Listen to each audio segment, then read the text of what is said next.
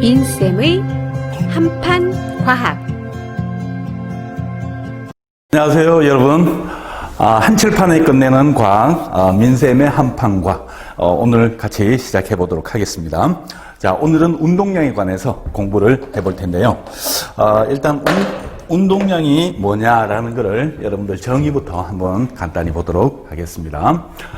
일단 여러분들이 보시기에 운동량이다라고 이렇게 적으면요. 자, 운동량은 기호로 P를 씁니다. 그래서 일단은 모멘텀이라는 그런 이름을 가지고 있는데요. 이 운동량이라는 부분에 있어서 여러분들이 꼭 먼저 점검을 해야 되는 부분이 바로 요 데피니션이죠. 정의. 모든 개념들은요. 항상 그 개념이 잘 돼 있으면은 확실하게 그 사물들을 이해하는 데 많이 도움이 되거든요. 그래서 일단 정의부터 보시면은요. 예를 들어서 어떤 물체가 질량 M을 가지고 그 다음에 속도 V로 가고 있다라고 했을 때, 뭐 그림은 여러분들이 상상을 해보시면 될 텐데요. 그 물체가 가진 운동량의 크기를 어떻게 정의를 내릴 거냐. 그러니까 운동하는 물체가 가지고 있는 양이잖아요. 그랬을 때는 이 P라는 놈을 어떻게 정의를 할 거냐 하면 그 물체가 가진 질량과 그 다음에 속도의 곱으로 표현을 하겠다. 그래서 P는 뭐다? MV다. 이렇게 해서 나타내기로 했다는 거죠. 자, 그랬을 때 P는 MV라고 했을 때, 자, M은 질량이 킬로그램이고요. 그 다음에 V는 뭐냐면 미터 퍼 세컨 해서 이렇게 적을 수가 있을 겁니다. 그래서 P는 MV인데 단위는 킬로그램 미터 퍼 세컨다. 이렇게 이제 보시면 되겠고요. 다시 말하면 P는 MV 꼭 하나 기억하셔야 됩니다. P는 MV. 자, 그러면 이제 두 번째로 여러분들이 보셔야 될 건 뭐냐면요. 이 운동량이 얼만큼 변화가 됐느냐. 다시 말해서 이 변화된 운동량은 우리가 델타 P라고 이렇게 표현을 할 거예요. 그래서 운동량의 변화량은 여러분들 보시면 아시겠지만 나중에서 뭐죠? 네. 처음을 빼는 거죠. 그래서 델타 P라는 건 뭐다? 나중에서 처음을 빼는구나. 그러면 요 식에 의거해서 적어보시면 어떻게 적힐까요? 요거는 MV니까 나중 속력을 V, 처음을 V0라고 한다면 MV-MV0 해서 요렇게 적힐 거예요. 그럼 여기서 이제 여러분들이 예를 가지고 한번 보시면은요. 자, 여기서 500g짜리 야구공이 10m/s로 달려와서 배트에 이렇게 맞았습니다. 그리고 반대 방향으로 같은 속력으로 날아갔다라고 했을 때 이때 운동량의 변화량은 어떻게 될 거냐? 여러분들 이제 보시게 되면은 여기다 그대로 넣으시면 돼요. 숫자를. 그래서 여기다가 그냥 색깔로 적을게요. 질량은 킬로그램 바꿔야 되니까 0.5. V죠. 근데 여기서 이제 주의할 점은 뭐냐면 요 위에 있는 화살표가 있잖아요. 그래서 화살표는 오른쪽 방향을 플러스로 잡으면 왼쪽 방향은 마이너스가 되죠. 그래서 여기에서 곱하기 얼마죠? 나중은 요 놈이니까 마이너스 10 빼기 0.5 곱하기 얼마죠? 요 놈은 처음이니까 10. 요렇게 해서 계산을 해줘야 된다. 그러면 결국 얼마가 되느냐면 마이너스 5니까 마이너스 10kg m/s 해서 요렇게 답을 찾아주셔야 된다라는 거고요. 그래서 속도가 있기 때문에 방향을 꼭 좀 여러분들이 기억을 하셔야 된다.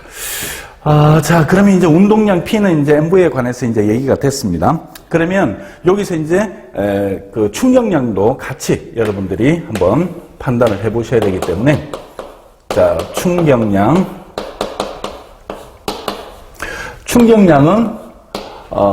I라고 나타냅니다.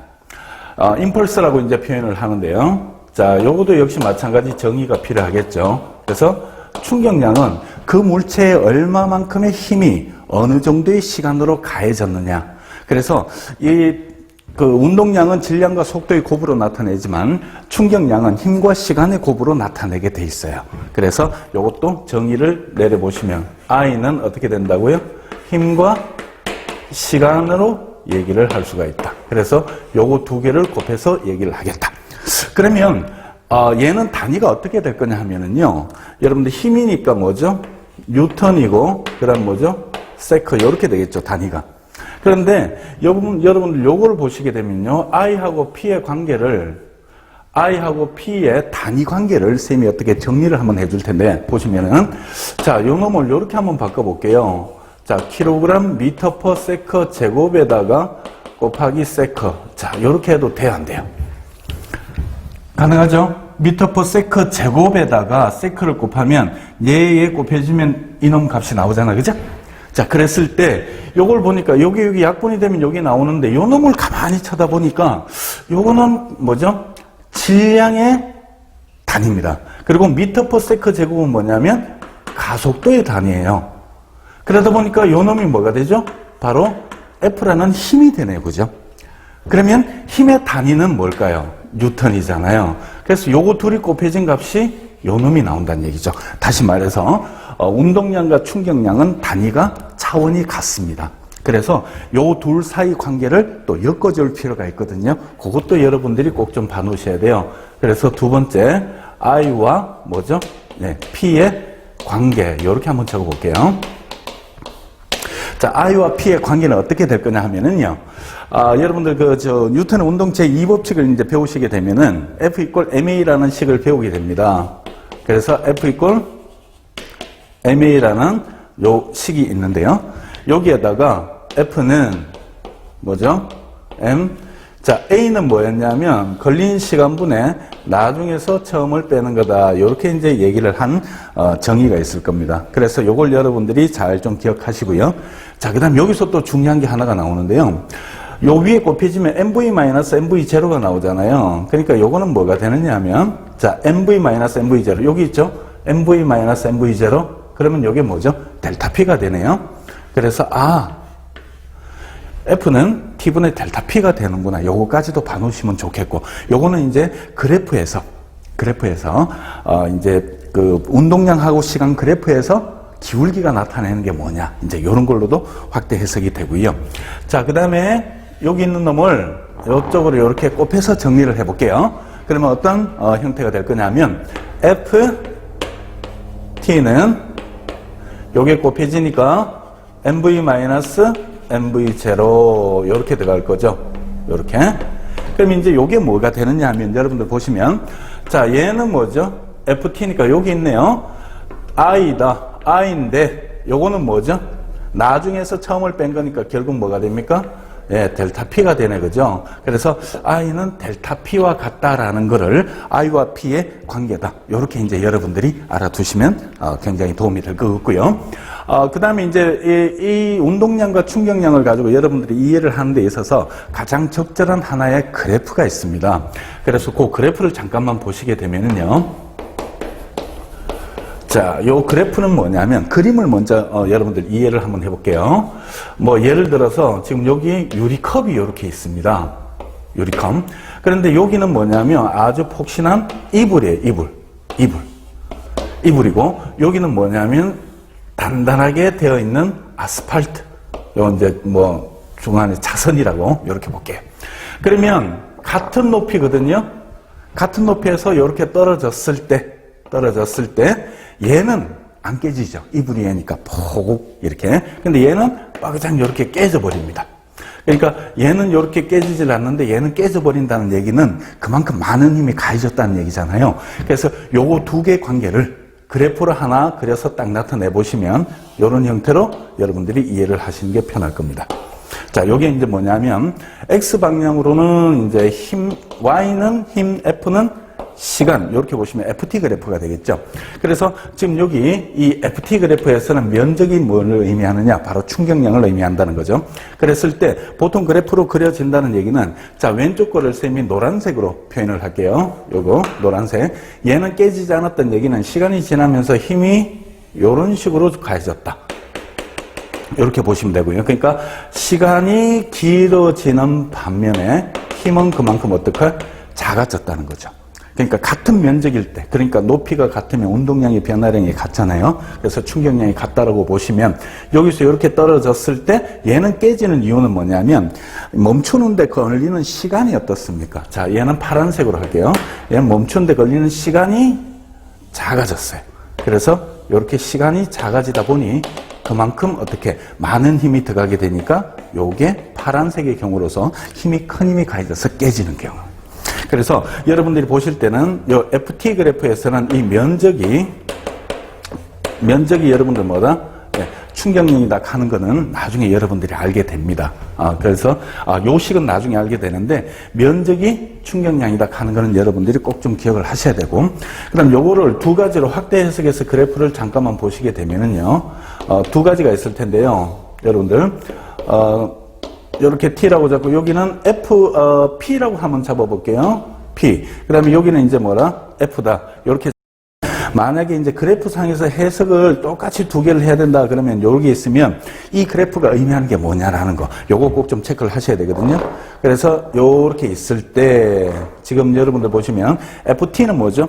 FT는 면적이잖아요, 그죠? 그러니까 요 부분의 면적이니까 요거는 면적이 뭐를 의미한다?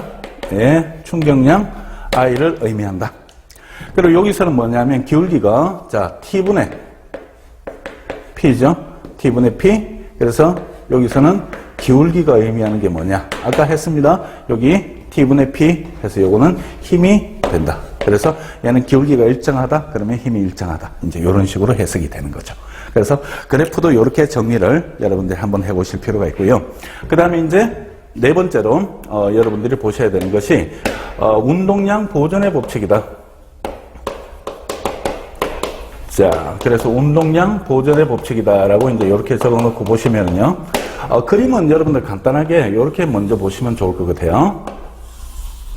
자, 이렇게 세 가지 경우가 있는데요. 첫 번째, 여기 M1이라는 물체가 V1의 속력으로 달리는데 이걸 A라고 표현하겠습니다. 자, 여기는 M2라는 질량이 V2로 오는데 얘를 뭐라고요? B라고 이렇게 잡아볼게요. 그러면 쭉 다가와서 어떻게? 이렇게 충돌이 일어나겠죠? 이렇게. 그러면 요때 여러분들이 주의하셔야 할 거는, 얘는 앞쪽으로 어떻게 F라는 힘을 줄 건데, 액션 앤 리액션으로 얘는 반대쪽으로 마이너스 F를 줄 거다 이 말이죠. 그래서 A와 B가 받는 힘의 크기는 순간적으로 같은 힘의 크기를 교환을 하게 됩니다. 그래서 요 델타 T초 동안에 요걸 교환을 하게 되는구나. 그러면 충돌 후에는 어떻게 될까라고 봤더니 여기가 속력이 달라졌겠죠. 질량은 똑같고, 그 다음에 요 놈도 V2 다시 이렇게 될 겁니다. 그래서 우리가 봤을 때는 요 놈이 충돌 전이고 얘는 충돌하는 순간을 의미하는 거고요. 얘는 충돌 후가 되겠죠. 자, 그러면 이 상태에서 여러분들이 A에 관해서 먼저 식을 한번 정리를 해보겠습니다. 무슨 말이냐면 요 A라는 놈에 관해서 요거 있죠, 요걸 한번 적어볼게요. I와 P의 관계. 그럼 A 입장에서는 델타 T초 동안 마이너스 F 반대의 힘을 받은 거죠. 진행 방향 반대로. 그래서 마이너스 F 델타 T는 이렇게 쓰시고. 자, 그 다음에 충격량, 운동량이 변화량이니까 요 놈이 M1, V1 프라임에서 빼야죠. 요 놈을 빼야 되니까 M1, V1 이렇게 되고요. 자, 그 다음에 이제 B 입장에서 써보시면 어떻게 될까요? B 입장에서는 자, 요 놈하고 요 놈이잖아요. 그래서 F 델타 T는 요 놈을 빼면 M2V2 다시 마이너스 M2V2 해서 나중에서 처음을 뺀다. 그래서 요거 두 개를 변변해서 더해버리면 어떤 결과가 나올 거냐라고 봤더니 요거 두 개가 없어지죠. 그리고 우측편에 있는 놈 마이너스인 놈을 건너편으로 넘기겠습니다. 그럼 넘기면 어떻게 되냐 하면 M1 V1 플러스 M2 V2 요 놈은 M1 V1 프라임 M2 V2 프라임 이렇게 되는데요. 그래서 요 식을 여러분들이 잘 좀 기억을 하셔야 되는 이유가 뭐냐 하면 자, 요 놈은 뭐예요? 요 놈은 M1 V1은 요거잖아요. 그러니까 충돌 전 뭐죠? A의 운동량이고요. 얘는 뭐죠? 충돌 전 B의 운동량이네요. 얘는 뭐가 될까요? 충돌 후 A의 운동량이고 얘는 뭐가 되나요? 요 놈이니까 충돌 후 B의 운동량이네요. 그럼 여러분들이 여기서 이제 보시면 크게 감을 잡을 수 있겠죠. 자, 그러니까 A의 충돌 전의 운동량의 합은 A와 B 충돌 후의 운동량의 합과 어떻다? 예, 같다 이 얘기입니다. 그래서 운동량이 보존이 된다라는 얘기는 이렇게 여러분들이 정리를 하시면 되겠고, 이후 오늘 정리는 여기까지 하시면 되는데요. 이후에 여러분들이 반발 개수라는 것까지 조금 이제 주의 깊게 보시면 좋을 것 같아요. 그래서 간단하게만 얘기를 해드린다면, 반발 개수는 충돌 후에 전에 상대 속도의 비를 나타내는 겁니다. 그래서 이 경우는 여러분들 어떤 물체가 있잖아요, 그죠? 그럼 다가왔을 때 충돌이 일어났다. 그러면 충돌 전에 상대 속도, 후에 상대 속도, 이 비를 나타내는 게 우리가 말하는 반발 개수다. 그러니까 이 반발 개수 E는 어떻게 될 거냐, 이런 부분까지도 나중에 점검을 되는데, 뭐 지금 간단히 말씀을 드린다면은요, 자, E는 충돌 전 가까워지는 속도, 그리고 충돌 후 멀어지는 속도의 비를 나타내는 겁니다. 그래서 요거는 이제 식으로 정리를 해보시면 어떻게 되냐면, 충돌 전 가까워지는 건 뭐죠? 여기서 1에서 2를 빼야 되는 거죠. V1 V2 이렇게 되고요. 충돌 후에 멀어지는 속도의 비는 요거 되니까 2-에서 -1- 이렇게 되는 겁니다. 그래서 이게 우리가 흔히들 쓰는 식에서는 쓰기가 좀 불편하니까 1에서 정리를 해버리시면 V1 V2분의 마이너스를 묶어내시고 1-2-에서 이런 식으로도 정리가 된다. 그래서 문제에서 응용이 될 때는요, 아주 많이 쓰입니다. 그러니까 이거 두 개는 충돌에서는 절대적으로 필요한 식이거든요. 그래서 요거는 나중에 여러분들이 다시 영상에서 세밀하게 깊게 챙겨볼 그때 있습니다. 그 댓글로 아마 그 링크나 뭐 부분을 말씀드리도록 할 테니까요. 자, 오늘은 여기까지, 민쌤의 한칠판에 끝내는 과학 여기까지입니다. 다음 시간에 또 다른 내용으로 만나 뵙도록 하겠습니다. 수고 많으셨습니다.